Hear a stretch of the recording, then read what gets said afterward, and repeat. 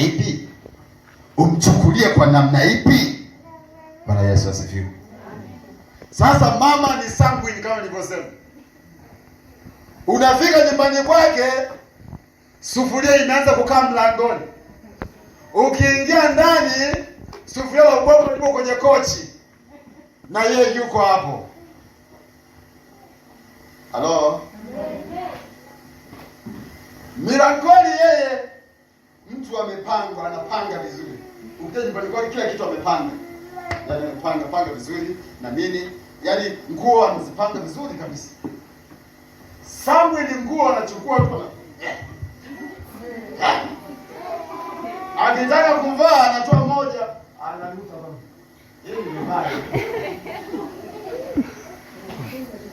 Ila milangoni yeye anapanga vizuri, anajua mashati yanakaa hapa. Viatu vinakaa hapa. Sasa Samuel anatupa kule kiatu. Akitaka kuvaa, wewe una nini? Kiatu changu kiko wapi? Sasa Samuel zile kero. Ile milangoni zile kero. Anaona bora nikaishi peke yangu. Mateso mimi siyataki. Ndio talaka zinapo hapo. Ndawani mbaya. Fanya hivi na hivi. Utachunguzaje? Huna sababu ya kuchunguza vitu vingi.